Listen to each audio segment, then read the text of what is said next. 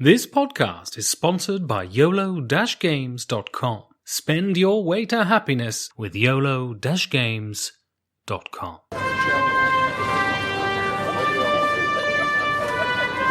Hello and welcome to the Perfect Information Podcast, a board game podcast of fatigue and rapacious overconsumption with me, Ben Maddox, and the man who turned down the Deutsche Spiel Prize, Georgios.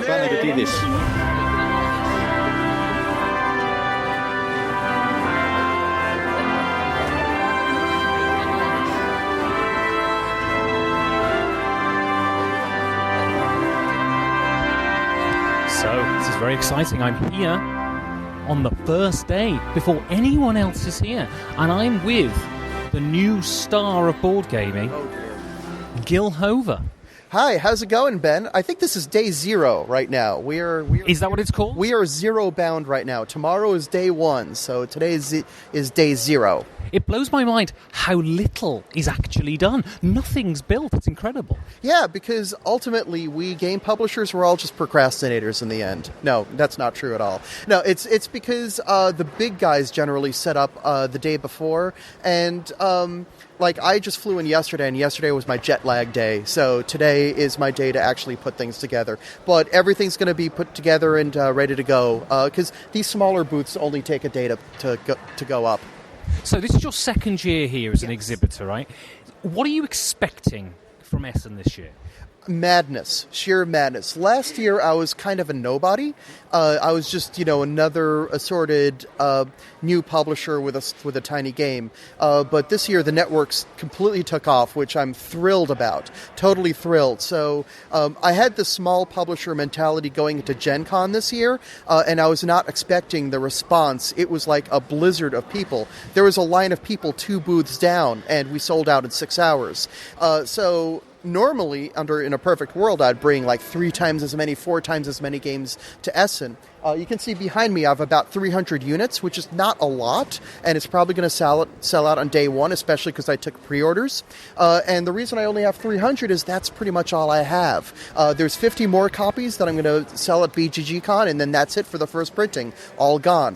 Thankfully, there is a second printing that will be around in February. So you had games published by other publishers. What made you go the self-publishing route? Control. I'm kind of a control freak, and I want things to be perfect. I want things to be completely the way it quote-unquote should be. And that's a tough line to walk, because I'm not an auteur, It's not the kind of thing where I can tell my playtesters, no, this is how it should be, because if my playtesters say there's a problem, there's a problem. It's like that line from the producers, you're the audience, I am the playwright, I outrank you. There's none of that, because I have to obey that. But on the other hand, if the playtesters give me feedback in a certain way, I want to be in the driver's seat and to be the person that says, no, okay, I hear what you're saying, this is what we're going to do. Especially when it comes to graphic design, I want to be able, because honestly, a little secret, there's a lot of publishers out there who don't play test the graphic design the way that you expect them to. They see stuff from the graphic designer on the monitor, they say, yeah, that looks good, and they put it up, and I want to play test my graphic design. So all my games, I get my stuff from the graphic designer, I print it all out, and I even just on cardstock, and I just play it with people, and I make sure that everything's clear. And that's why with the networks, the iconography's been clear, because we went through several iterations of graphic design. So that's like one of the reasons. But there's other things, that I want to. A lot of game designers are sort of expected to pitch in and do a lot of marketing work, and I felt like I was doing so much marketing work for my games that I may as well just put it out myself. If I'm going to do this much marketing work, I want to be in the front seat, be in charge of all my marketing. If I want to send copies to Mensa for Mind Games, that's a competition in the U.S., I'll be able to do that because I'm the one making the decision. So, I'm not saying this is the only way to go. In fact, this is a really hard and risky way to go. And if there are new designers out there, I really think pitching your game to a publisher is a better way to start. But after a while, I felt like this was the direction I wanted to go in. So, I think part of the worry people have when people self-publish is quality control. Mm-hmm. They think there's an issue that, someone's just going to cobble something together and then throw it out on the market and fingers crossed it'll work. how do you get around that issue? Because I've played the networks. It's definitely a game that has been worked through and functions, So what's your quality control process? It's a lot of playtesting. It's a great deal of playtesting. I have a bunch of really good playtest groups back home in the New York City area, and I also go out to New Jersey to playtest with the Cardboard Edison folks. They're great people. And so I have a bunch of playtest groups that I get to try my game with, and that's so important that you don't just playtest a lot with a single group, but you playtest with a bunch of groups. And that way, if one group knows quote-unquote how to play the game, and then another group plays the game in the quote-unquote wrong way, well, you're going to find out something spectacular. And that's not a good spectacular. That's like a collapsing building spectacular, not something you want to be near once the game is up and supposedly done. So you want to figure that out as quickly as possible. Also, I think another thing about quality control is it's just a characteristic of mine. I'm such a perfectionist. I remember when I started Formal Ferret, Kevin Nunn, the game designer, he's the guy who co-designed Sentinel Tactics and DuckDuckGo. So he's sort of my mentor. He's one of the people who really taught me about game design. And Kevin asked me, Gil, are you sure you want to do this? Because you're going to be in control. You're going to be the one who says, okay, I'm going to put it out. And you're going to need to have people to tell you, no, the game's not ready. No, the game's not ready. And I told him, that's actually not my worry. My worry is the opposite. My worry is, no, I've got to fix this and someone fix this. I need someone to tell me, no, Gil, the game's done. Stop messing with it. So that's really where I come from. Is I'm a tweaker, and I'm going to keep on tweaking. And I think that's really important when it comes to putting out a finished and complete game. So we'll come back to the networks in a bit, but tell us about Wordsy. Firstly, why not Prolix?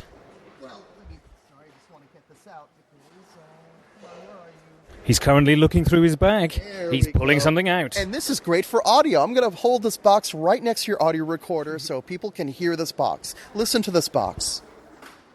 Well, I think that's a beautiful sounding box. That's the sound that cardboard in the design of a book makes. Yes. People. Yes. So, yes, Wordsy, and this isn't the final cover, not that your listeners will be able to know from audio. But it is gorgeous. I don't know why I did that. I have no idea why I insisted on reaching up and getting the box for an audio podcast. Anyway, Wordsy and not Prolix. So, Prolix was my first published design. That came out in 2010. Z-Man put it out, and I wanted a game. I like words, and I like games, but I don't really like word games. And, it took me a while to figure out why. There's all these characteristics that word games tend to have. Like, you get dealt a hand of cards or a hand of tiles, and you have to make a word out of the cards or tiles you have.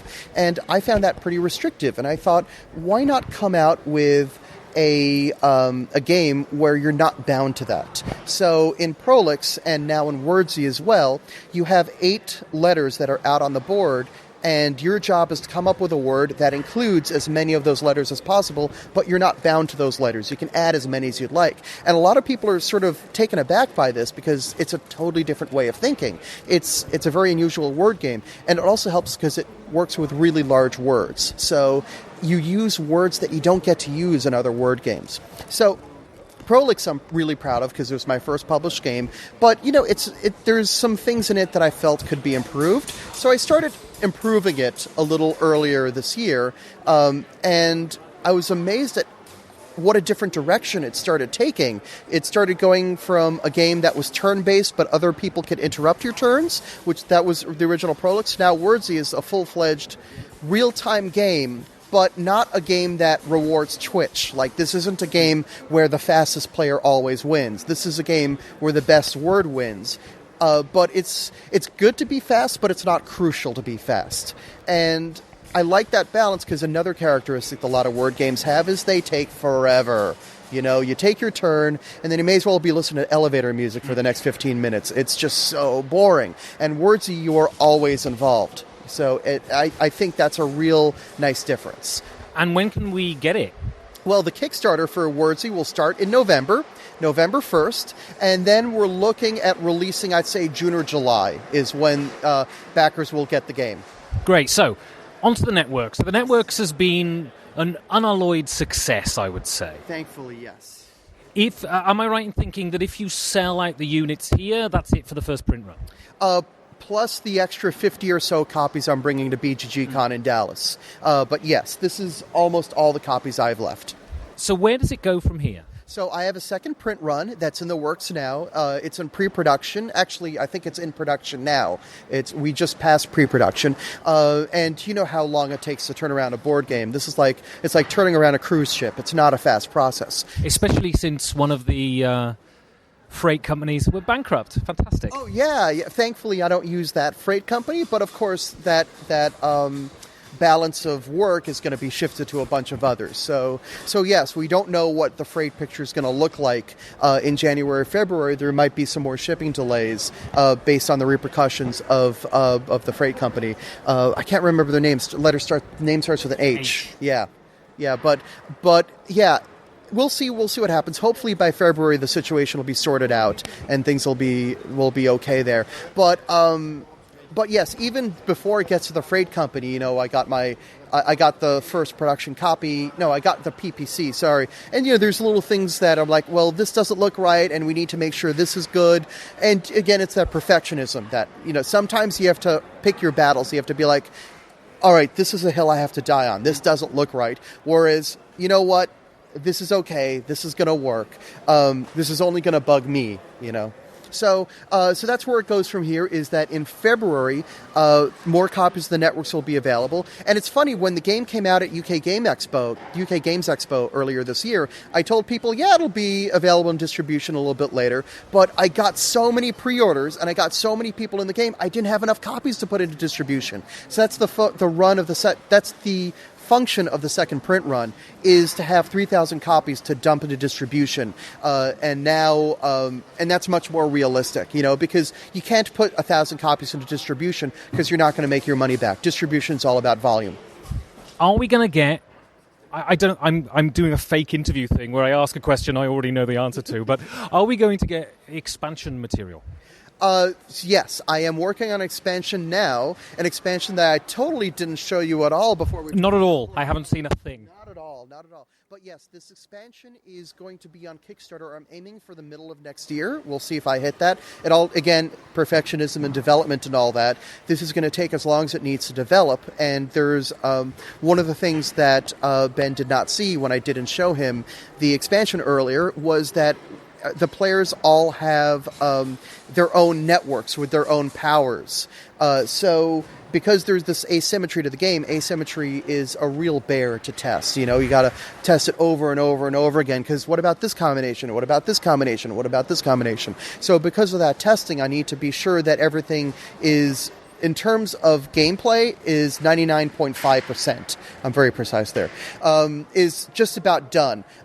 I don't mind if art is like 75% done when the Kickstarter. In fact, I like having the art about 75% done when I start the Kickstarter, because it's something that backers can give input to. Because backers be like, hey, what about this? And hey, have you thought about this? And they actually made a really big difference when it comes to the networks and bad medicines, Kickstarter's campaigns. Like with the networks, the money, I wanted the money just to be like coins, just regular coins. And one of the backers said, what about wads of bills? And I'm like, that's brilliant. That's great. Is somebody smoking here? Somebody's totally smoking here. Tobacco, unfortunately. Yeah, so welcome to Essen. So yes, so that's one of the things that changes. Like I was not showing anyone. Ben, I didn't see a thing.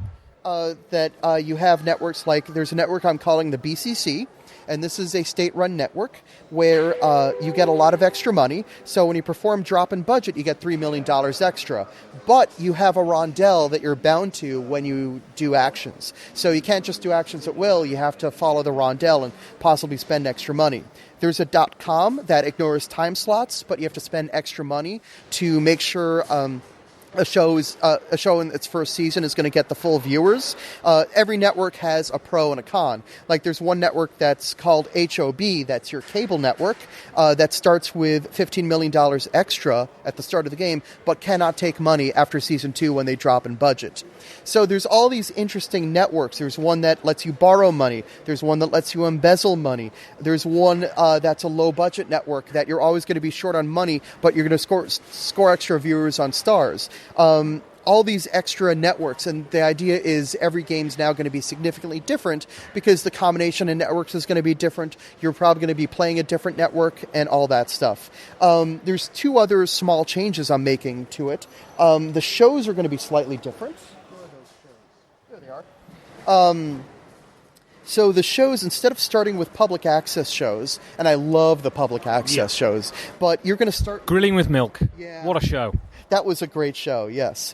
My personal favorite is Get to Know Your Lower Colon, but that's... but instead, you're going to start with these shows... You're going to get a hand of 4 starting shows, and these are all going to be reminiscent of 80s shows. Like over here, I've got like Golden Grills and Air Wombat, The Small Guy and Press Your Duck, all that. So you're going to get a hand of 4 of these, but the one you choose is going to be your 8 p.m. show, and it's going to come with stuff. Like I've got this action show that lets you draw the top network card and get $2 million. This other show that you draw 2 stars and keep 1 and get $1 million. So you're going to draft an 8 p.m. show. You're going to reveal simultaneously. Then you're going to take 3 cards from your right and draft again. And you're going to draft your stuff. And that's going to determine what you start with. It's also going to determine the genres that you start with. So it's a slightly different spin there. So that's going to feel very different. And that's been testing really well. You know, the fact that everybody's got their own direction even before the game begins. And finally... one thing I'm testing, and I have no idea if this is going to stay in or not, so if this isn't in the final version of the game, don't be surprised, but I have these power cards that you can only get. They're going to score you a ton of viewers, but you only get them if you get 2 genre bonuses. So, and the thing about these is they get shuffled and 3 get dealt at the start of the game, and that's the 3 that you're gunning for, you know? So there's like a long-term thing that you're fighting towards. So that's that's another element of the game that I think is going to provide a lot of replayability and a lot of new experiences every game. So just to wrap up, we're asking people...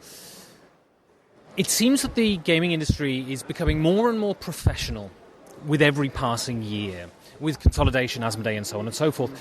And we just want to know, do you think that this is a total good, a total evil, or somewhere in between? You mean the professionalization and from that point of view, I think it's great because the quality of the product is getting better and better. I worry about sustainability of the industry. It's important to note that I think what's driving the industry, you know, the people who come to the conventions year after year, like what's driving it are generally new people, you know, new people in the business. And so as long as the board game industry grows and gets those new people coming in, because what I notice is after a few years, people kind of hit a wall, you know. They realize that they don't have room for new games. They have to start selling off games, and they taper off a bit, you know, not just in buying stuff, but in terms of some of them taper off, some of them like push through. Sometimes it's sort of a wall that you hit a few years in. So that's why for a publisher, new gamers are so important because you've got these people coming in to keep on buying games, and I think that's one reason why the industry continues to grow. Now, if we lose these people, if like we have a year where we don't grow as much, you're going to see things start to shrink. You know, it's one of those business things where if you're not growing, you're shrinking. Right now, we have how many companies making custom gaming tables? 4, 5? Insanity. I think that's a sign, and I know a lot of these people who run these companies, and they're all really good people, and they make quality products. It's not an issue that they don't make quality products. It's a question of will the demand be there in 3 or 4 years for all these things? And I think that we may, I don't know if we'll necessarily contract, but we may hit a ceiling at some point. So while this professionalism, I think in the short run is good, and the competition is really good, sustainably, in terms of sustainability, I don't know if the sustainability is going to be there, and as a small publisher, I'm certainly betting against it, but we'll see. Well, fantastic, and I'm sure we'll bump into each other over the weekend. That would be a pleasure and an honor, yes. Great. Gil, thanks a lot. Thank you, Ben. Thank you.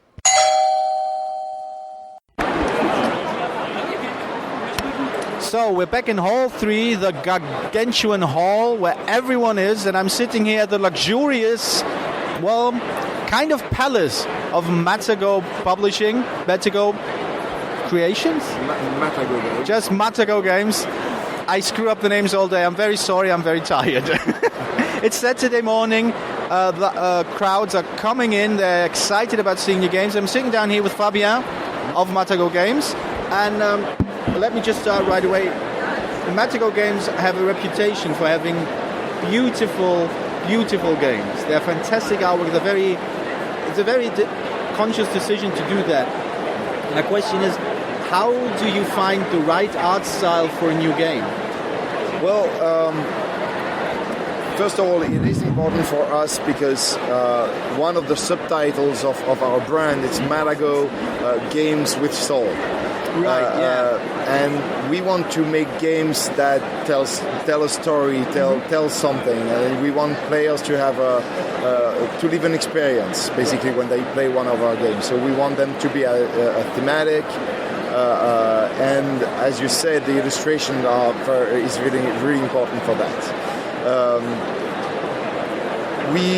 We have a network of illustrators that are faithful to our brand. So we have Piero, who did, for example, Dice Town with us. He did River Dragons. So he's a very good friend and a very talented artist. With Cyclades, we worked with Miguel Coimbra, who also did Seven Wonders. So beautiful art. Yeah, exactly. And same thing. It's a close relationship with these illustrators.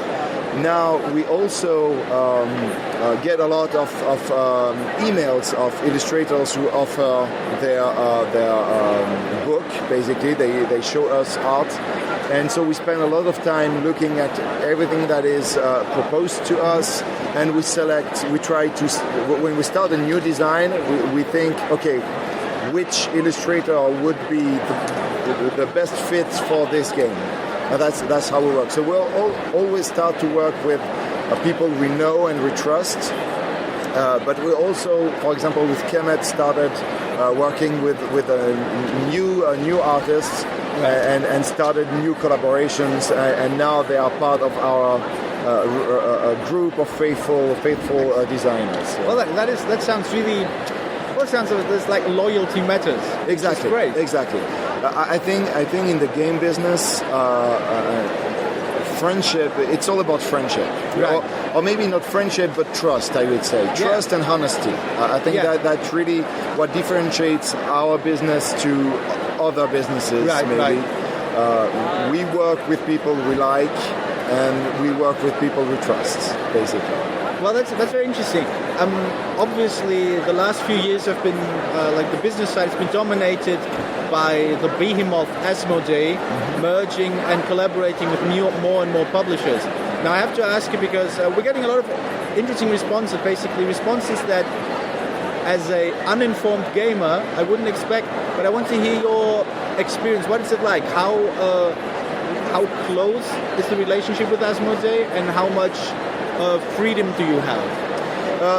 Well, first of all, we are probably one of the few last totally independent French publishers. Oh, right. Not the last. There are others, but we are not owned by Asmodee. Oh, we, for example, in France, we do not work with Asmodee at all.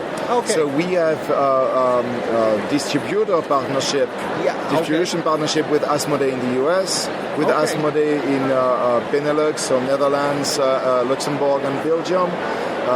We have partnership in Poland with Rebel, which has close ties to Asmodee. Same thing in the UK, where we have partnership with Isdevium, which have small tied with Asmodee. So you do see Asmodee everywhere, but you don't have immediate direct dealings with them. Absolutely. Well, we have with them, but again, in different countries. Not in France, not in Germany, for example. Was that a conscious decision to do that? Yeah, of course. So does it mean you're also aware? Well, I'm wondering whether you are worried about this independence being softened up if you work too close, or is it just a question of this is our identity and there's no need to be part of something else? So what's the motivation? Well, I don't want to speak for my colleagues, of course, but yes. No, I don't think there is a worry. Of course, Asmodee is growing, but most of the people at Asmodee, we know them. They are friends. There is trust involved. Yeah. Asmodee France or Asmodee in the US, so Anna, we know the people. So with Asmodee in the US, we work very closely. They distribute our games, so we work together. So I think we value the collaboration that we can have with them. Yeah. And there is no worry involved in this relationship. Yeah. Excellent, great. Now to turn away from the business side of things, let's go back to games. You mentioned earlier that Matagot prides itself on providing games with a soul, providing games with experience. If you find a prototype, if somebody's brought up to you, what's the moment where you realize this is the game, this is a Matagot game, this is the game that we need to publish because this is what we are about? How do you tell? We want the game to be special. Right. So we want the game to bring something new to the market. Right. If you're going to do a worker placement game, it has to be different from the 1,000 different worker placement games that are already on the market. Right. So, for example, here we have Inish, which is released here. It is an area control game. But again, it has a twist. The drafting mechanism is a little bit different. You have the possibility of invading a territory but coming in peace. You don't have to battle, That's the little something that is different from all the other area control games. That kind of forces you to rethink old patterns that you know from other games. Exactly. Wow. We have Captain Sonar, the submarine game. We had a lot of people telling us, "You're crazy, why are you doing this? It will never work." Come on, components are very expensive. It plays with 8 players. It plays in real time. It's very stressful. Nobody will buy this. We are sold out in one day. Excellent. I love this game. I have it at home. It's brilliant. It's a brilliant game. It's all about making things different. Same thing. We did River Dragons and Takenoko. Yes. We were selling the giant version of them in a very nice wooden box. People told us, "You're crazy, it's too expensive, people will never buy this." And we sell them, people love it because it's beautiful, it's great games, it looks very nice. Yeah, so it's the playfulness that really draws people. Yeah. It's the art. I understand this completely. Now to wind down, where do you feel, you've been here a few years now. Oh yeah. A lot of years. Yeah. Essen is as much a gamer's show as it is a business show. It's always both. Do you feel there has been a change, that one has become more prominent than the other, or is it still the same balance you remember from years ago? I think it's still the same balance. It's funny because I was talking with other publisher this morning. I have the feeling that every year more people are coming in. Yeah. I don't even know if that's true. Right. I would have to look at the numbers, but I feel that more and more people are excited about discovering new games. Yeah. So that aspect of the show hasn't changed. It's still about generating excitement with the players and the visitors. And same thing with the business side. I mean, there are more and more publishers, so basically more and more possibilities for new partnerships, which is also very, very exciting. So now, for example, Matagot is also doing French translations of existing games for the French market. Okay. So a lot of new collaborations that we are working on here in Essen. So this is all exciting, and I don't feel that there is a change in the balance of things. We're still generating the excitement to the players and starting new relationships and starting again. It's always about trust, basically. We have the player trusting us to make exciting games, and we have us trusting other publishers and other partners on the business side. All right. Well, thank you very much for a very honest talk, very, very look behind the curtain, and I'm really looking forward to seeing what exciting new games you'll have for us in store next year. Thank you. Thank you very much. So, we're here in the Naked Galleria on day 0, and I'm here with the doyen of British gaming, the glorious Tony Boydell. Good afternoon. Good afternoon, Ben. I'm going to have to look at what doyen means, actually, when I get home. So, it roughly translated sex god, I think. Oh, that's good.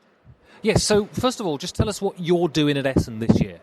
Well, I'm mainly swanning about the place, feeling quite important with myself, but I'm also selling Guilds of London and a few other bits and pieces.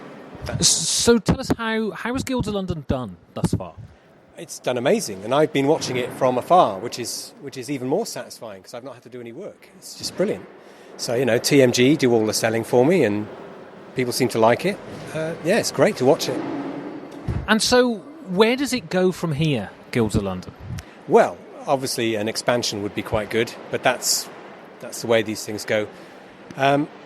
There's a second edition just being released. In fact, the copies we're selling here at Spiel are second edition copies, so there's more copies out there. There's more languages, Italian, French, German, of course, with Frosted Games, my good friend Matthias. Polish, I believe, also. Yeah, so there's more language versions coming out. Again, all completely with nothing for me to do apart from just watch and smile and go and buy myself a speedboat, basically. Fantastic, because I hear that's where all the money is in board games. Speedboats? Board games. Oh, no. It facilitates speedboats. Well, yeah, now they're not showing Bullseye on the television anymore, which is a bit of an old Brit joke, obviously. All of our American listeners are going to love that reference. Yes, yeah, the chance for a family who lived in a council house to win a speedboat. What the hell are they going to do with a bloody speedboat? That's just incredible. But they could get BFH as well. Well, yes, there's always that. Yeah. So we're also talking about at Essen, because you're a grizzled veteran, right? Yes. How many times? This, I think, is our 13th or 14th show. I can't remember. It's in the teens now. So, board gaming is getting more and more professional year after year. Asmodee are buying everybody. Firstly, sort of what changes have you seen over that time? And secondly, do you think the professionalism of the hobby is a good thing, a bad thing, or does it lay somewhere in the middle? The main change that we've seen over the years is just the sheer number of games and the sheer number of games companies. I've never really noticed a difference in the attendance, but then the place is always so rammed anyway that it's hard to know whether you've got another 20,000 turning up this year over last year. It's just always really busy wherever you go. I really like the way it's gone. I really like the fact more and more people are coming into the hobby, taking up games. Whether there's, what Asmodee are doing, whether that's a good thing or bad thing, I don't really know. But anything that's getting more people into gaming is a great thing. I mean, from the British side of things, board gaming's still regarded as a bit of a adolescent thing. So slowly but surely, we're winning that battle, I think. But yeah, more gamers, more games, more chances to play games. It's always a good thing in the end. It's really interesting because it seems to me that there are more and more British companies here every year. How do you think it's changing the British gaming scene? I think there must be a confidence, really. There's an element where people sort of were in isolation in the UK and didn't realise there were places like Essen that you could go to. And actually, a lot of the Brit designers all meet regularly and play test each other's games. They talk about stuff, we share information. I mean, Surprise Stare's been doing stuff for 13, 14 years now.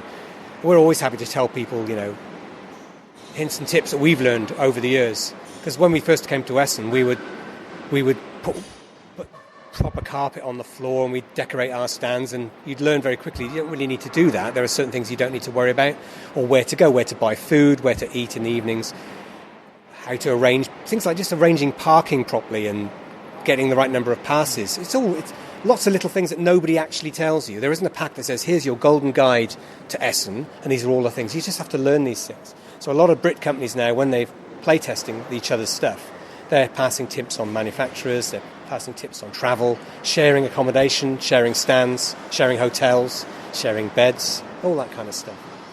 How difficult is it if you don't speak German? It's not difficult at all, because everybody outside of the UK makes an effort to learn English, which is tremendous. It's an admirable thing that they do. The Brits, we just like to swan about the place saying, I am English, you will speak my language, thank you very much. But thankfully the rest of Europe actually makes an effort. So it's not a problem. And actually, I suppose, contrary to sort of your preconceptions, a lot of the people who come to Essen aren't German. There are Germans, but actually there are French and there are Italians and there are Belgians and Scandinavians and Eastern Europeans and Poles and Belgians and everything else. So everything else. Belgians twice. Well, I do like a waffle. I do like a waffle. So Okay, apart from Guilds of London, what should people rush out to get after Essen this year? Well, it's been alluded to in your podcast and in others as well. There are the big name ones, but actually I think things like the Rosenbergs and the Pfister stuff, you're going to get outside of Essen. So rushing around trying to get those now just seems a bit wasted effort. So look for something a little bit more esoteric, something a little bit rarer. And so the Japan brand stand is always good to go, but they very rarely have anything left over it because most of their stuff is pre-orders. The Taiwanese guys, they've got a little sort of group area and they have some fantastic stuff, and it's always well worth looking at those. Halls 4, 6 and 7 have got lots of the smaller companies, and I think you'll find some real gems hidden in there. All the big stuff's there. It'll be there, it'll be reprinted thousands and thousands of times. What you really want to do is get those little nuggets that you'll play in 10 years' time, and you'll remember when you got it at Essen, and you remember how good a game it is, when all of these other things are sort of gone and forgotten. And I've noticed with the Essen buzz, it's only the British that are talking about who soiled the toilet. Yes, well, because it's that famous Blackadder quote, isn't it? You know, the German attitude to us is, you know, for the Germans, the toilet is a mundane and functional item, but for the British, it's a foundation of an entire culture. Exactly. That's almost, I think that's the quote. But yeah, we have a love of that in our humour, don't we? It's great. It's always nice to say poo and plop and crap and jobby. And shit, even. Shit, yeah, I know, but shit's a bit harsh. It's crass. Yes, it is, but it's like, yes, crass. Yes, it's a bit... you say jobby in a Scots accent, that's the best way. Jobby, that comes out really nicely. Excellent. So thank you so much for coming on the show. And if people want to buy your stuff, how can they do this? Well, Guilds of London is going to be available in your friendly local gaming store. We, as a company, have a little website with a few things you can buy from there. That's surprisestairgames.co.uk. So you can buy a few things from there. Most of the stuff's sold out, though, unfortunately. But, yeah, just keep an eye out in the big shops. Brilliant. Well, the doyen. Thank you very much. I will look that up, you know that.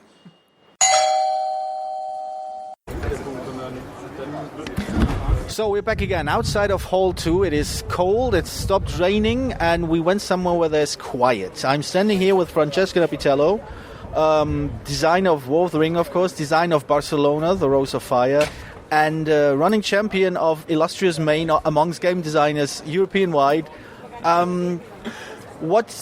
So let me just jump right into Barcelona, the big game, which is the most interesting, exciting game, I think, of Essen, more or less. What struck me about Barcelona was the immigrant mechanic. Can you tell me a little bit how that came about? The game is about the expansion of the city of Barcelona at the end of the 19th century and early 20th, when Barcelona was already a very wealthy city due to their textile factories and the colonies and so on. And at that moment, basically, the wealthy families of the city decided to expand into constructing a better city. And the city, at the same point, was also attracting a lot of immigrants all over Spain, because it was one of the richest cities in the peninsula. So everyone was coming to see if they could find a job. We took the chance to make a game that puts the players in a sort of uncomfortable position theme-wise, because you are a member of a wealthy family. You want to invest your money into the city to make it better. So you want to make it the city that it is today, with fantastic modernist buildings and so on. But you are also facing the fact that if you're just investing money for the wealthy and make nice and fancy palaces, you will fill the slums of the city with the dispossessed and people with no work, no jobs, and nowhere to go. So there's a mechanic in the game where you are forced to choose between build more expensive, more valuable buildings that will earn you victory points, wealth, and you win by getting those. You don't win with anything else. You win with victory points, so you want to have those. But if you do that all the time, you won't play those buildings like the low-cost and working classes buildings that will house more people, because there's a mechanic, the immigration mechanic, as you mentioned, that every turn is determined. It's a numerical value that varies a bit and tends to go higher as the game progresses. That shows that if you don't take care of it, and you keep building valuable buildings, there are a number of tokens of your color that are basically representing striking workers, people that are angry at you because you are not giving them nice places to stay because you're building only the upper classes, and that will eventually possibly work against you, because there is a rebellion mechanic at the end of every step. The game is played in every phase. The game is played in 5 phases, so for 5 times there will be determined who is the enemy of the people in the game. Okay. So one player will be the one that takes the fullest blame. Everyone will lose prestige, because there is a prestige mechanic that is very useful in the game, and if you are among the ones that are accumulating striking works in an area called the Raval, that was historically a district in the city where everyone was living one on top of the other, 20 families in the same flats. If you're one of those, you lose prestige. But if you are the one who has the most, you are the enemy of the people, and you lose an action every turn out of 4 possible actions. So that's one thing. I think it was an interesting way to show that it's not simply. We wanted to cast the players almost in the position of the bad guys. Mm-hmm. So not the Robin Hoods of the situation, but the guys who have the money. Right. But that needed to consider the fact that immigration is an asset, and it's basically also a moral imperative to take care for, because it is eventually also in the whole community's interest. Right. Because the city has a track called the Anarchy track that represents the fact that the city in actual history slowly started to become a capital for anarchism, for movements, because when you have many people together and not living in comfortable houses, they will start listening to principles of different ways of life. And of course they are not to blame. I mean, it's entirely human. The track keeps track of this, and if you don't take care of it, it will eventually go faster and faster until the city is considered to be in open rebellion. And the victory conditions for the last phase will change, and the players basically who in the last phase invested more in upper class buildings will actually take less points than the other way around.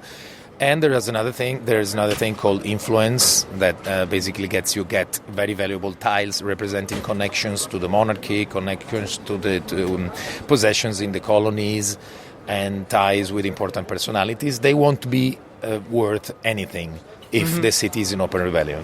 So I think we forced the players to think about those things, because they are useful resources and things you cannot forget about. But it's interesting because being a multiplayer game with 4 players, for example, it is entirely possible that one player doesn't care and start playing only upper class buildings and accumulating a lot of victory points, basically challenging the other players to do the same, with the possibility that if everyone does the same, then the anarchy track will go really, really fast. So that's an interesting cooperative mechanic. It's not a cooperative mechanic because the game is brutally competitive, but in some ways everyone has to think for something that will be bad for everyone involved if they don't so basically, keep an eye on it. It's a way of codifying the idea of social responsibility and at least social considerations in this case of expanding and building a city.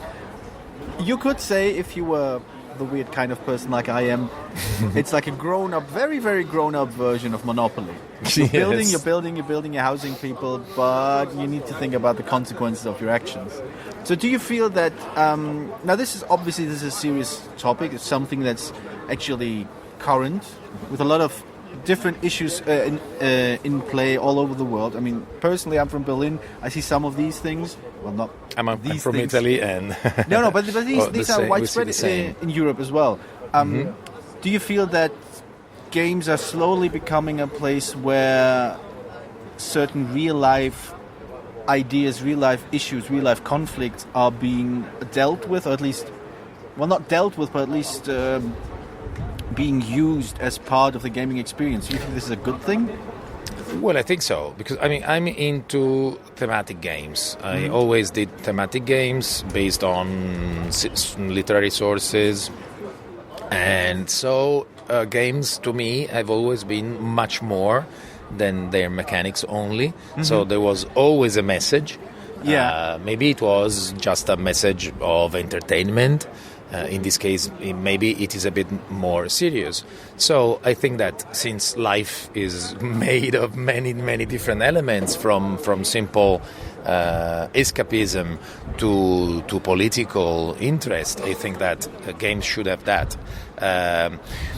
What I'm against is that games should not become tools to convey a particular idea. So they should not be aimed to distort your perception of things.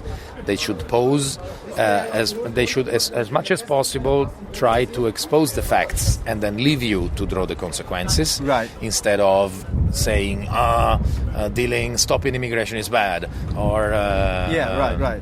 things like that. They should try to instill maybe a doubt, or instead of simply, getting, the difference between our type of entertainment, from role-playing games to board games, has always been very much player-centered, being that you're not being fed information passively, like with movies or TV. Yeah. So we are in the position to give people seeds for some good, creative, and positive thinking. Right. TV is only conveying messages in a passive way. So I'm telling you things, and possibly distorting it very, very easily. Games, it's like what was supposed to be theater in the beginning, a way to make the audience part of the thinking process of the drama.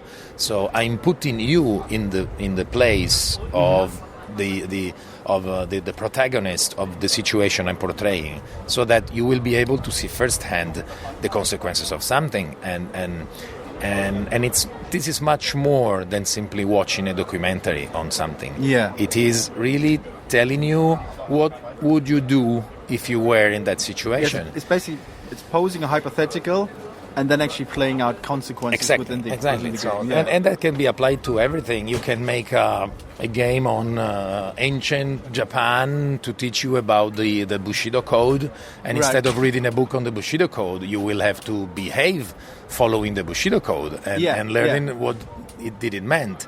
Maybe you could be forced to make very, very bad decisions because it is your duty to do something. Right. That already happens with role-playing games. I remember a very good game of Legend of the Five Rings where my group basically split in half because one part was saying we should do the right thing. The other guys were saying, no, we should do what duty asks us to do.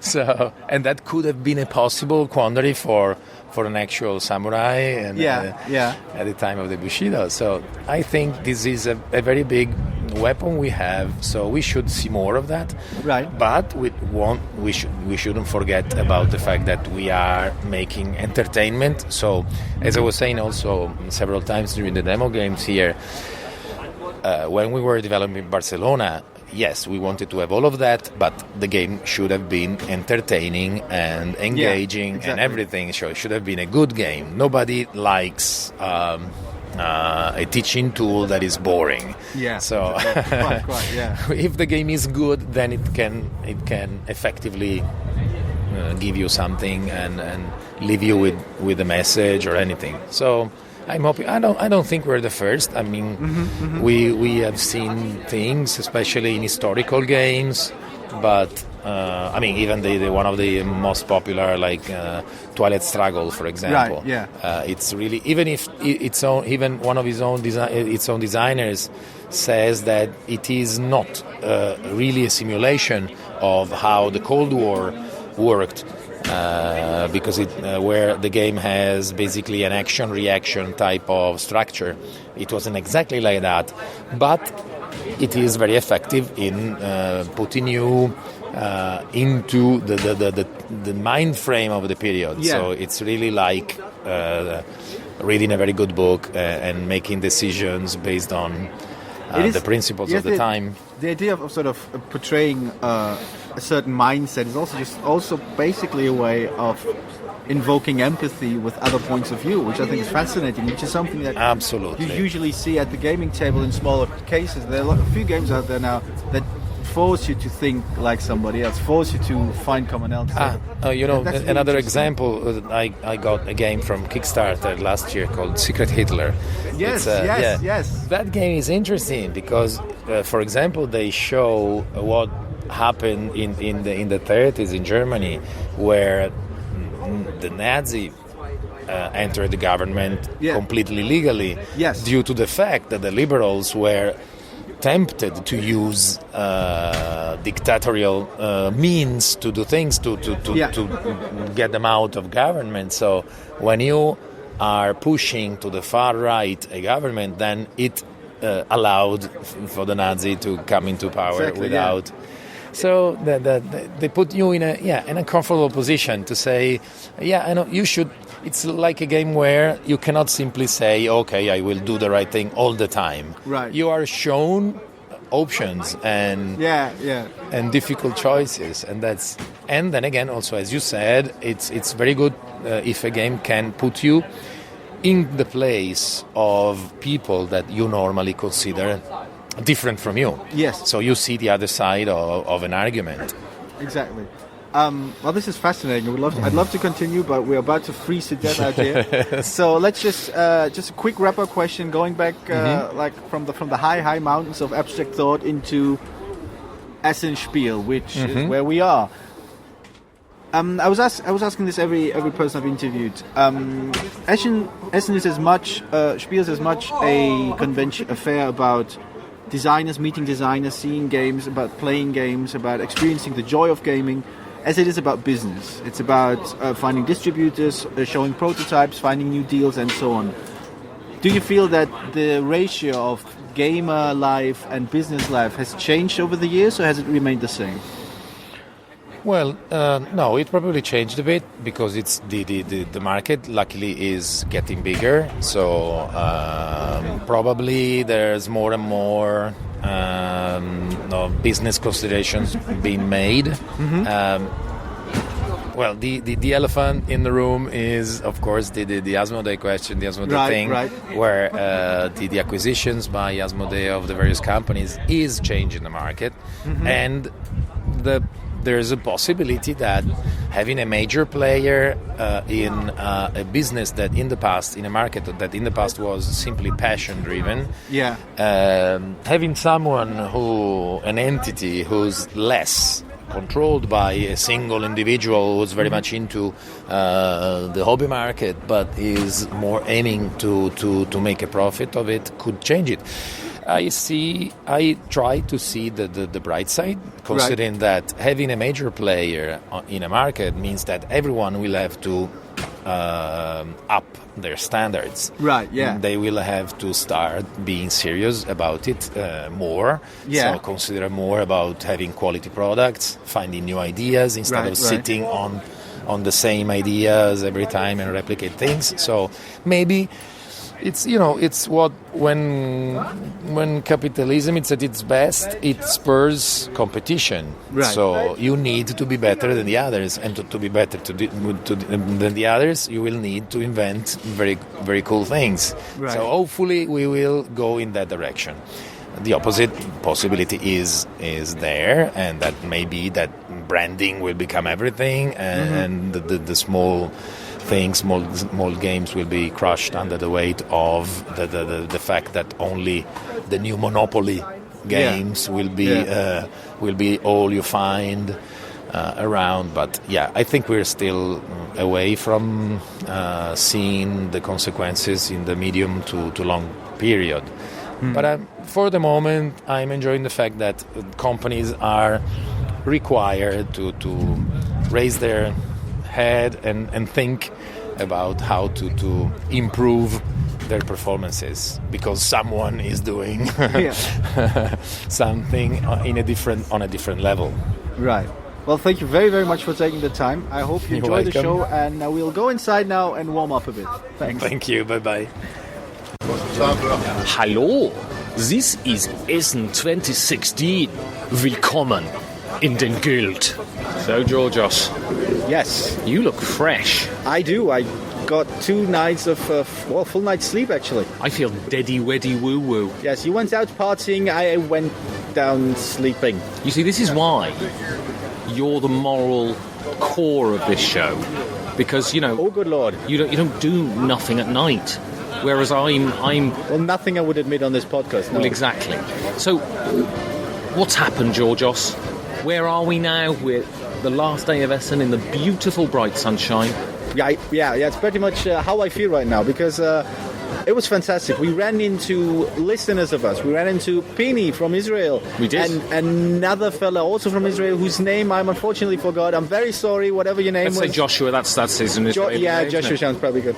I ran into Mike Bull, Miscellaneous Hip. Actually, it's not pronounced Miscellaneous Hip. Yeah? I think it's called Mischip, as in mischievous misprint of mischievous.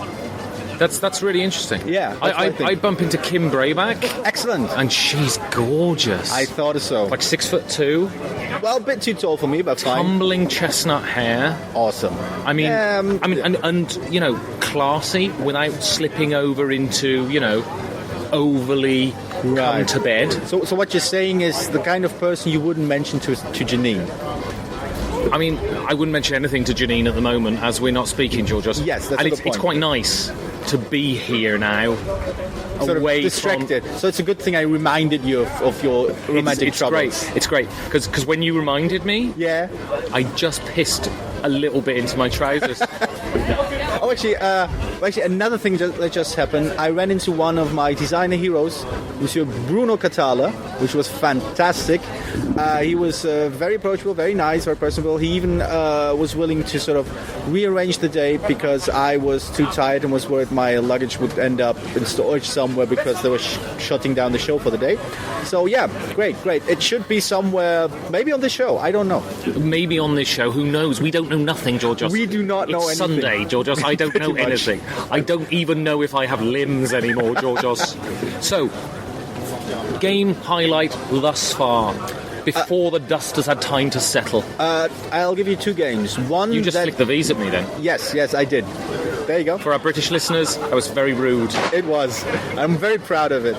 The one game that lived up to my expectations was When I Dream by Chris Darsaklis. Oh, god damn it. I made the same mistake in the interview. I mispronounced his name and it's so embarrassing and now I'm doing it again. So just call him Chris. Chris. First published design of his, first time in Essen, and it lived up to what I was hoping it would be. Quick, fun, not too gimmicky, but just enough to be silly. Great game. The game that flew under my radar until I played it and was very much surprised by it was Creo by Sweet Games. Co-op game for up to 4 players, 5 maybe, and really rigorous about not allowing communication, which sounds like something that would kill a game like Hanabi, but in this game it really works. Yeah, now, my top surprise of the show Yes. was a game called Mondrian, Yes. which is a beautiful little dice dexterity game. Takes about 20 minutes, but actually has strategy, actually has decisions. You can plan your moves, sort of, but it has a wonderful player interaction. It's always funny. That was great. I highly recommend it, Mondrian. And also, you managed to black a half-price copy of them before I could, so So I've got it. Yes, you're a dick. Yeah. Considering you're taking home half the fucking fare. I am. It is true. I don't know how it happened, but I am.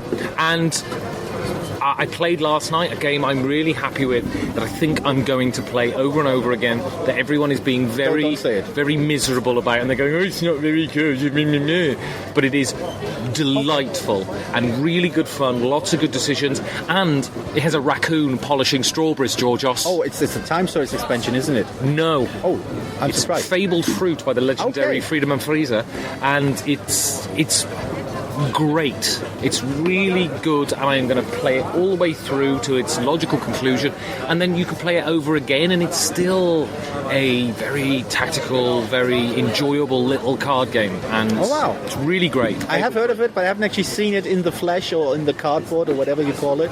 But yeah, I'm looking forward to trying it out. So, what's your plans for the rest of Los Deos, Georgios? Well, not much. I have about an hour left before my train goes back home, which means I'm still agonizing over whether I should pick up one last game before I leave or not. And if I do, I might tweet what it is, which you will have already seen in the past, this being the future. Oh, I'm getting a nosebleed. Nothing. Cool. You look very sexy. Yes. With the no, I'm really tired, people. Right, I got to go back home later, and probably go home, sit in my room, think about Janine and all the times we haven't spent with each other. She could have been here, Georgios. Yes. We could have been holding hands over who saw the toilet. Oh yeah, who did saw the toilet? It's always me, Georgios. All right, good point. It's always me. Actually, one last bit. I picked up a game for my son for his birthday, and that's actually the one I'm most looking forward to play. Which one is it? Leo muss zum Friseur, which is about it's a co-op game where you try to get a lion to get to the barber before his mane overgrows everything and you lose the game. It's good, I've played it. Yeah, it is. Right, I'm going to tank up on booze, Georgios. Again. Say goodnight. No. So, day one, Essen again, and I am stood outside the very large CGE booth with the managing director, CEO. Actually, I am rather author. I am game designer. Oh, so the game designer, help me with this, Vlaada Chvatil? Vlaada Chvatil, yeah. Designer of Through the Ages, designer of Dungeon Pets, I think my favourite game of yours. And so we're here talking about CGE, we're talking about Essen. Can you give us a brief description of your experience with Essen? After all these years, I'm in a good mood when I go to Essen, like returning to some place because you see all the people that with the passion for the games, yeah, not just the visitors, but also many people in the industry still, especially when you meet the small companies and so, they are still in love with games and they are doing because they love board games, yeah. So that's very encouraging, yeah. When you design a game, what do you want the game to do? Do you have an ethos, a design motto? When I design a game, I imagine how I will enjoy it and how my friends enjoy it, yeah. And that's actually the first condition. Me and my friends have to enjoy the game, yeah. And I should probably do it a different way, like thinking about target groups and marketing trends and so on, but I don't. And I am lucky that it works for me, yeah. I am lucky there's enough people around the world that just enjoy the same things like me and my friends. So, and with some of these friends we created a company, yeah. So that's the thing. I just want to do the games the way I enjoy them. So what has CGE got at Essen this year? In this Essen we have a big new game from Filip Neduk, Croatian author. It's called Adrenaline, and it's themed by first-person shooters, video games. But when he introduced this to us, he said it's actually area control game or majority game, because you are trying to score majority in some areas, and these areas are other players. You are running around, grabbing weapons, shooting, yeah. Shooting other players, but in fact, it's not like American type of game, because what you are trying to do is to have majority of bullets in your opponents. Okay. When someone is gets the last hit, he is not harmed. He just responds immediately. But every other player that participate on his killing gets points. And there is lots of various weapons with various effects, some power-ups and so on, and so the game is like really living, interesting stuff, So that's my new title, and we also have Codenames Pictures, which works the same way as Codenames, but this time with pictures, and it does very well. I have a question about Codenames. Because you have designed a lot of games that a lot of gamers know. Dungeon Lords, Dungeon Pets Through the Ages, and Codenames. Is Codenames the biggest splash CGE has had? Is it the most successful game you've had? If you go in terms of sales, definitely, and prices, So we are definitely happy. But for me personally, what's important is that it's game that does very well even with non-gamers. With people that just don't play games or don't play much games. They can still enjoy, and I see it around someone's parents. I've played it with everybody, from sort of people I play Through the Ages with to people who've never played a modern board game before. Everyone instantly goes, firstly, I know how to play this, and secondly, this is a lot of fun. And that's I think that's the biggest achievement. It is biggest than to have big sales and having prizes. That because it gives choice to players to people that are not players even and not gamers. That's something I value most, probably. Does the success of something like Codenames help CGE do more gamery games, less commercial games, maybe? We were never doing commercial games. We are always trying just to do games for gamers. So we are. I would say that now we are now more safe. At the start we were afraid that failure can be catastrophic for us. Now we have some reserves. and what was the effect of Spiel des Jahres? Was they always talk about Spiel des Jahres? Actually, that's not.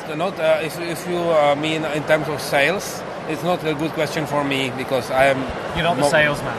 But in terms of being, as a game designer, that must be a big thing, right? For me, it was kind of surprise because I was never thinking any of my games will ever win. It wasn't a surprise for all the rest of the gaming community. But I was never. I am glad for the game again. But I was not expecting that I will ever create a game that will have this success because I always did more. But the point is that I did Codenames for my friends and for myself too. Just accidentally, it has much broader. Everyone else loves it. So one final question. Board gaming is becoming more and more professionalized with Asmodee and things like this. Companies are being consolidated. Do you think that's a good thing for gaming, a bad thing, or does it lie somewhere in the middle?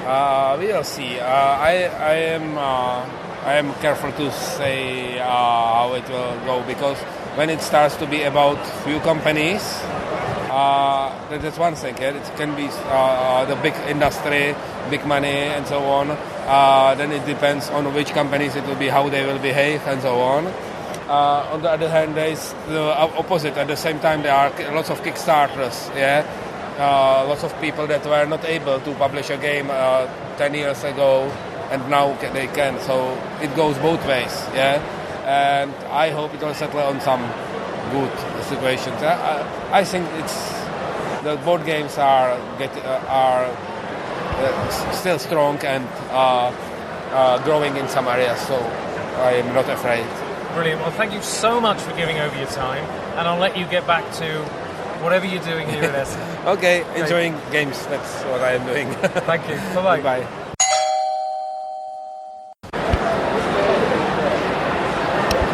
I'm sitting here in Hall 1 at Essen Spiel at the booth of Drawlab Entertainment. I'm sitting here with Chris Darsaklis.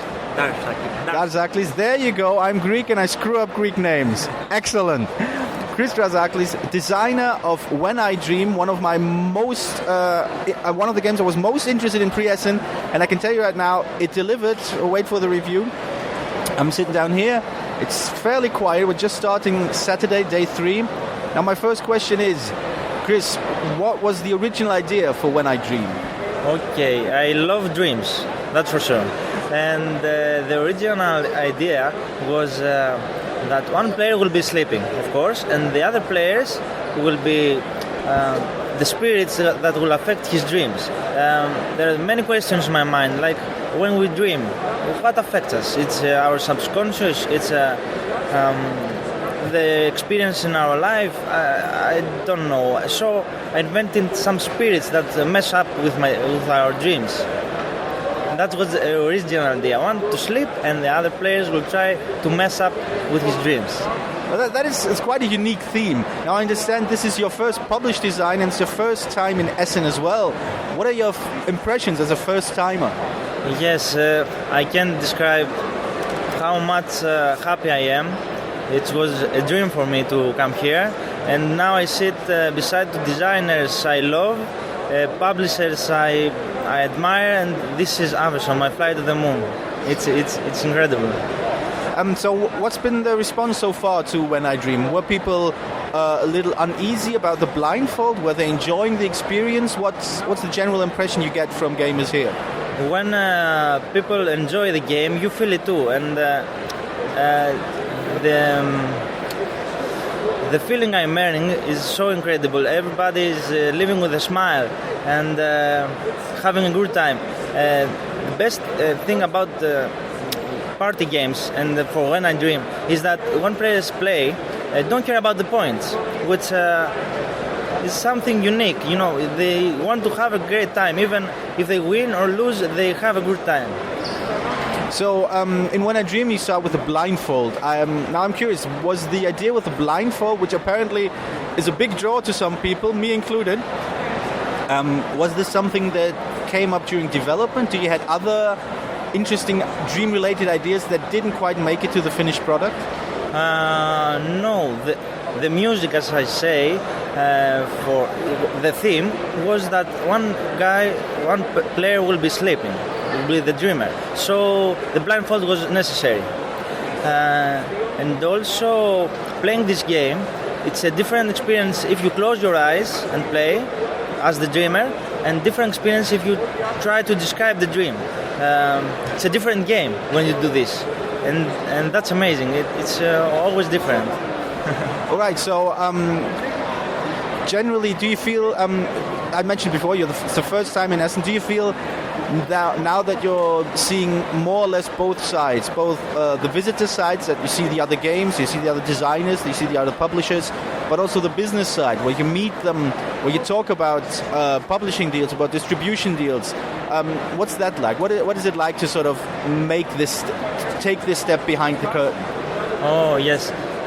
Thankfully, I'm not busy with this part of When I Dream. I'm here to explain my game, to earn the experience of the players, to have a good time. I hope that Drawlab do their best to promote and do things about the game. And I believe that they are going very, very well. Now, finally, you just told me, apparently, you did strike a publishing deal, and would you like to announce who is going to publish When I Dream in the next year, in Europe-wide, and I guess, yes, Europe-wide at least? I think they will do it worldwide. Worldwide? Yes, I hope for the best. They always publish 3 or 4 games in a year, so there are too few games and they made them look good, and they work for them very, very hard. And my dream was to publish a game. This was the original dream. Now the dream, I don't know. It's more than a dream. I can't step down to reality. When you start from something you did in your little house in a room, and suddenly you become well known and giving interviews, and the publishers ask to you your game. It's wonderful. I can't describe. I'm living a dream. So who is going to be the international publisher? Repos would be, and it was a blast. We were all drinking last night and having a good time. It's a great hit. We love them. Their games are amazing. 7 Wonders. We can't even talk about their success, and we hope we go well with When I Dream too. Excellent. So as Repos publishing When I Dream internationally, I highly recommend you give it a try. Thank you so much for your time. Thank you very much. Thank you.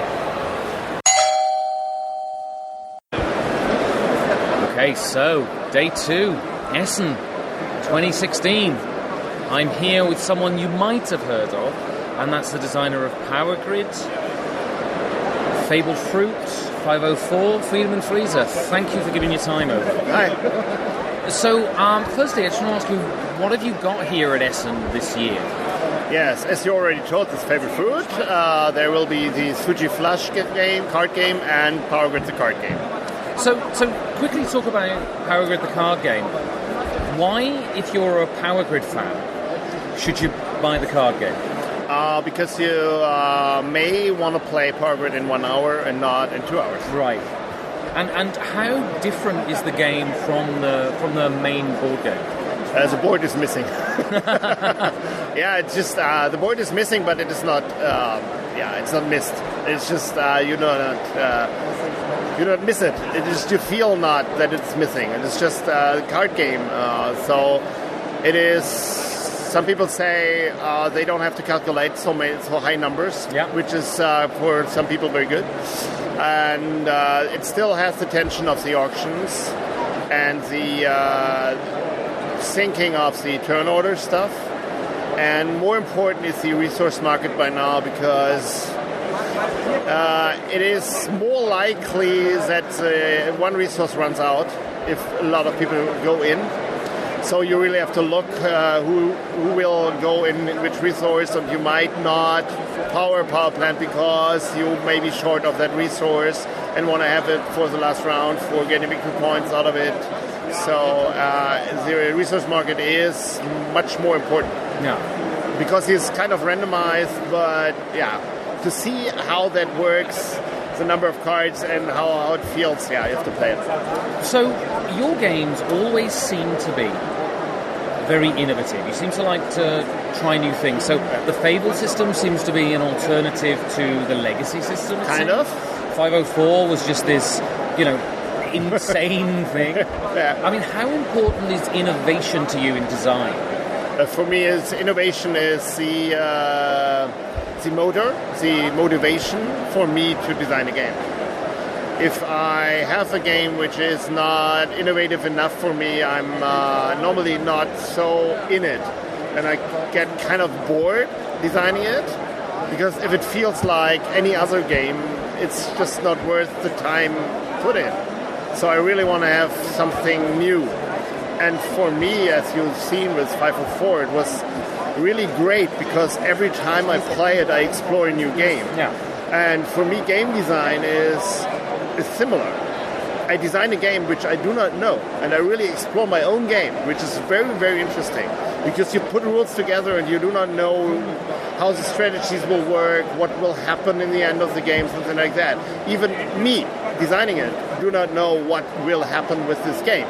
This is very interesting, so I really want to have games where something new happens. I mean, do you consider games an art form? Yes, I do. Because it's really interesting with games in that there's no sort of government support for games. Yeah. So they're all based upon how many you can sell, essentially. But it's really interesting, someone like you making games that seem to push the boundaries of what games can be. Is that important to you? It's important to me. I don't know what... Just sometimes I only want to consume a game. But mostly I want to be touched by a game. I want to really be, sucked in, think about a game, what the game is about, and what they did with the game. Very early in my career, I found out that these kind of games like Carcassonne or Settlers, it's okay to play it for me, but they're ready, they're done, and they're very good to consume. It's like, it's not that hard, but it's a bit like watching TV, because you really can sit back, get into the game, get into the flow, and have a good time. But normally I want to have a game where I really have to think about what's happening and not only think about what I'm doing. More what the game does to me, how it changes me, how it changes my emotions, whatever. So then I'm really hooked on the game. Why play? Why play? Why play? I mean, it's interesting that, people outside of the board gaming world don't get it. Why people do this. But why play? It's just, you get in another world, you completely off every daily problems you have. You can escape from sorrow, you can kind of escape from hunger or escape from thirst. It's just you go into the game, and after a game you sometimes think, oh, now I have to drink something because I feel, So I'm absolutely in that mind thing in the game. If the game is really good, then I'm really in that, and therefore it's a very good way to spend time. And so, year by year, the industry is getting more professional. You see the consolidation of companies under Asmodee and things like this. I mean, what's your opinion to that? Do you think it's a good thing, a bad thing? Does it lie somewhere in the middle? There is, as I started with gaming, I'm always kind of independent because my own company. I'm kind of alternative. I started alternative. Now I have some more mainstream products, but still feel in some ways alternative. And from the alternative music scene, I was thinking, okay, we need a big mainstream to have a big underground under it. So it is not bad to have a bigger mainstream, because then we have more underground. This is a good point about it. The other point is, in this digital era we can just produce something like that very easily. It's very easy to produce high standard games. 24 years ago I started. It was kind of okay. I had to copy stuff, went to the printer and had black and white printings and whatever, handcrafted boxes and something like that, because I could not afford a high quality printing, offset, whatever. By now I can just say, okay, if I want to make 200 games, I can go to the digital printer and get a very reasonable quality. Of course, printing 2000 really is different, but even that, I can go with my computer at home. I can make data in shiny colors, go to that, send the PDF to the printer. I don't have these whatever complicated stuff. I just send a PDF. They make a game out of it. Or of course, I work together with illustrators because I'm not good in graphics. But if you're good in graphics, then you can do it really one-man show on your own. So this is good. So I'm not... I do think it's a good thing. So you think the future is healthy? Yeah. Fabulous. Well, thank you so much for giving up your time. And I look forward... I've got a brand new copy of Power of the Card Game in my hands, and I look forward to giving it a go. Great. Thanks very much.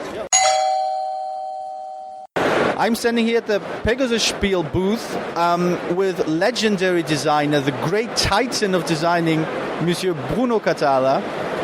I'm very much in awe of Bruno Cathala because I think some of the games you made basically brought me into this hobby.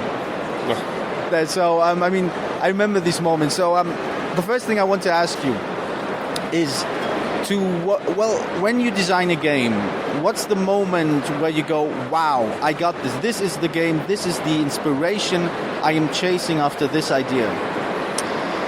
Well, in fact, when you begin to work on a game, you have 3 starting points, which are the theme, the story you want to tell. The second one is the mechanism. Maybe sometimes you have just a mechanical idea. The third one is the component. Sometimes you want to play with something special, like, for example, King Domino. I wanted to make something special with dominoes. But these are the starting point, but the most important is not that. The most important is what do you want to create in the mind of the people around the table. Okay. What kind of relationships, what kind of excitation, etc. And that's, for me, which is really important in games. Oh, yeah, no, I totally agree. I mean, you have had this history of working with other designers. You've worked with Bruno Cathala, you've worked with Ludovic Montblanc. Yeah. Antoine Bozat, yeah. Antoine Bozat, of course. Seven Wonders Duel. Love that guy. Yeah. Now I wonder, obviously, any creative relationship is going to have conflict. So what does like a disagreement in a working relationship and a design look like? What happens when you and Antoine Bozat disagree on what the next step would be? Never mind who you are working with. Right. If you want to make a co-design, that means that you have to accept to forgive some ideas you really like, and sometimes your co-designer has to accept to forgive some of his ideas. Right. But what is really interesting is that you will have to explore some situation you will never imagine alone. And that's a big force, in fact. That's the reason. And you go much more faster because it's like brainstorming. Right. Brainstorming alone is much, it's not as fast as brainstorming with someone else. Yes, yes. One other thing which explains that I love to work with someone else, it's that creating means doubting. Mm-hmm. And doubting with someone, it's much more comfortable. I see that, yes. But speaking of your relationship with Antoine Bozat, you obviously are here with Seven Wonders Duels. Yeah. I fortunately forgot the name of it, but the expansion. Pantheon. Pantheon, yes. Yeah. Pantheon. As a Greek, I should remember that. Yeah. What do you find more difficult, expanding an existing game or coming up with a brand new idea for a new game? No, both have the same level of difficulty because for me it's the same amount of work. Right. Yes. And for me an expansion is not just adding some cards, some tokens, etc. It's you have to refresh the mind of a player. Right. Without including more complicated rules. So it's a big challenge each time. And that's what I try to do because as a gamer before being a game designer, it's what I like into expansion. So I try to do that when I'm working on expansion. And it's not that easy. So having new ideas for new games or trying to work on a real good expansion, for me it's the same amount of work. Oh wow, okay. Well, one other thing, because in the recent weeks and months, we've been talking about, I mean, on our podcast, but other people as well have been talking about how games use and utilize themes, like games like Mombasa, for example. Yeah. When you, what's your opinion when a game takes a theme, a certain theme that has, let's say, problematic aspects? How far does the responsibility of the designer go towards the theme and towards the game? It depends who chooses the team. Okay. Because, you know, you can have some games you made which the publisher choose another team. Right. So, but that means that as a game designer, if you choose a team, you are responsible for that. And if the publisher wants to change it, you have to accept it. Right. If you are not comfortable with, you don't have to publish the game. All right. So, okay. yes, because it's your image. Yes. You are the first. I don't have the word. The reputation. Yes, you are the first to promote the game. Yeah. So it's your image. So that means that if you are not comfortable with, don't do it. Oh yes. Now finally, so winding down, so I'm not keeping you any longer from your signing. You've been here more than a couple of years. You've come here again and again. You know both the fair as a place for gamers, for players to enjoy games, but also as a way to meet other designers, to find new ideas, to do new business. Yeah. Do you feel this has this changed over the years? Is the business side more important now than it used to be, or are more people introducing even more players, more enjoyment? I think that for players, if I was only a player, I would have the same joy coming here each year. But as a game designer now, for me, it becomes more and more business. That means that I have a lot of signing sessions, which is not business for me. It's just fun to meet gamers, etc. Right. But I focus on that, and it takes all my time. So that means that I don't discover any new game. Right. And at the morning for a breakfast, at night for the dinner, I have appointments which are professional appointments. Right. So when I came 10 years ago, I was playing all the night. Now I have no idea of what has been released on the fair except my games. Right. Because and the one I'm working, my prototypes, I try to find contract with publishers. So, and I will know what happened in Essen when coming back home, looking on the internet. All right, okay. So thank you very, very much, Mr. Cathala. It's been a pleasure meeting you. Like I said, I'm very much the reason. You are very much the reason why I'm in this hobby. So thank you for that. Thank you. And we'll hopefully see each other next year, and we can talk about all the games that came out this year. Yes. Okay. Thank you. Quite weird. So here we are, the palatial headquarters of Stronghold Games in Europe. I'm here with the president, CEO, chief cook, and bottle washer. Yes, indeed, the whole thing. Stephen Buonocore. So to begin, just in general, not in relation to Stronghold, how has Essen been this year? What sort of trends have you seen? New things, good things, bad things, that sort of.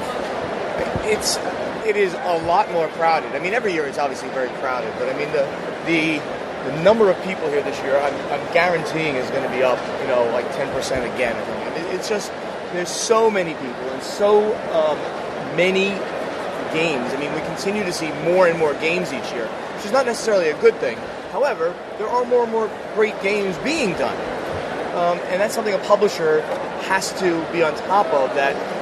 There's no longer any reason, no longer any purpose to release mediocre games. So so the trend is more games are being released still, which I hope we reel in a little bit. But overall, that the really great games are rising to the top, and I hope Stronghold is going to be on the forefront of getting those great games out to the public. I mean, it's amazing. They've opened 2 more halls, and still every hall is packed. Every hall is packed. Doesn't matter where you are, the place is a mob scene. We happen to be in Hall 3, which is the biggest hall, the coolest hall, I guess, on some levels. The biggest companies are here. Not that I'm one of the bigger companies, but it's a great energy, continues to expand, and it's just like all of the game conventions, which is just showing that the mainstream, the gaming is becoming mainstream. It's cool to be a geek these days in general. And then what's more geeky than playing board games, right? You're not playing video games. We're just sitting around a table and we're experiencing this game together. I think the hobby is just going to continue to grow. That's a prediction that's not too outlandish. Right, because it continues to grow year after year. And it's really great that in North America, which is obviously where we're based, and we do most of our business, though we have worldwide distribution, the growth there is really, really strong, and including just anecdotal evidence that women are being a bigger and bigger part of this hobby. And that's just great. It's always been this kind of male-dominated thing, but really more and more women are in this.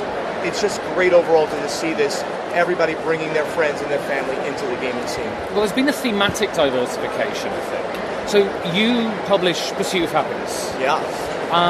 And games like this, They Who Are 8 from Newly Creations this year was really interesting. And I think, when you stop having all the games be about cyborgs or orcs, you're going to get a more diverse crowd in, right? Because they're going to be drawn to something versus another thing. Pursuit of Happiness, you just mentioned, such a different kind of thing. People called it the game of life done right. So it's a gamer's game where you tell this story of this life that you have created now on the board. and the cards that you end up playing. So it's thematically a really diverse environment.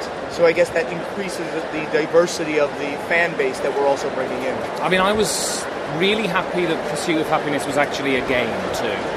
That it wasn't just a thematic conceit, that you could actually play a game, you could actually have strategies and win. I was really happy with that. No, yeah, absolutely. It is a true, nice mid-weight gamer's game that really tells that story of your life that you have now created from being a child all the way through to old age, and you can see the progression.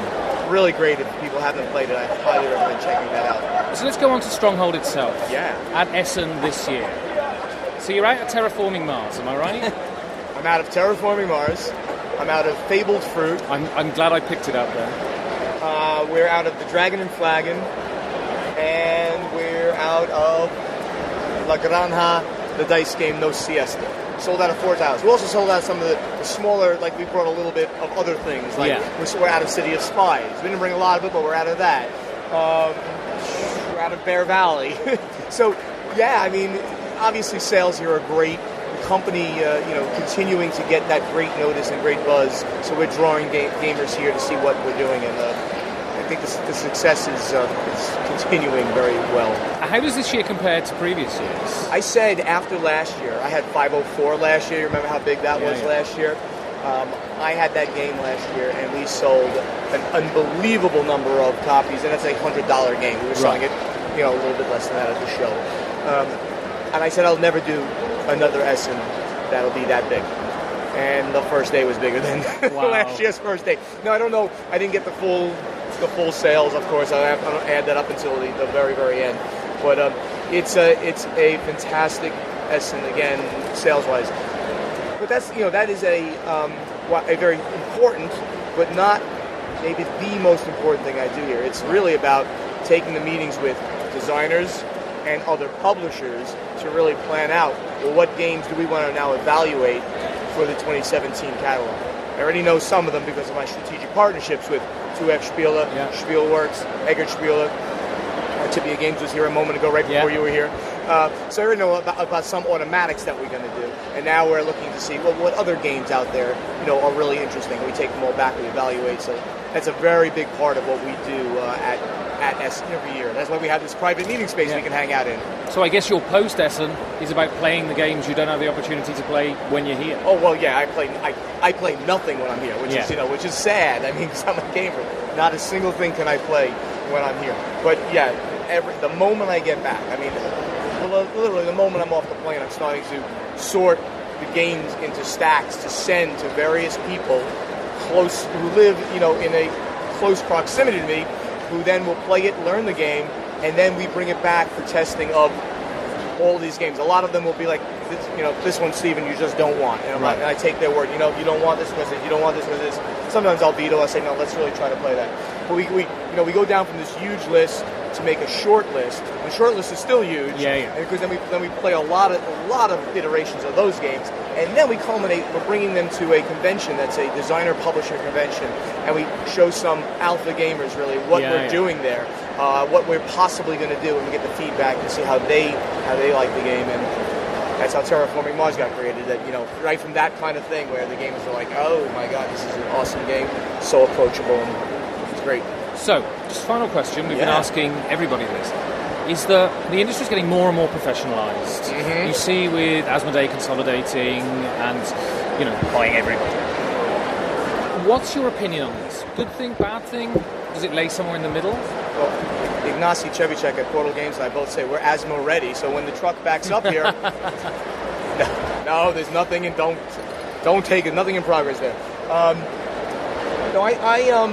I'm one of the people who are still saying that I don't see a problem really with what they're doing. Certainly not for the North American market, where they're buying other publishers, so they are consolidating the number of choices. But at the end of the day, if you take a look, there's still one Asmodee group, and there's 1,000 other of us. Yeah, at least 1,000 other publishers. So your choices are not really being limited. It's the the distribution and the manufacturing, all the stuff that goes on behind the scenes, that is changing a little bit. FFG is still this great brand. Days of Wonder is still this great brand. They're still doing the same great games. Because Asmodee is now controlling that part of the industry. Are they doing worse things? I don't see that.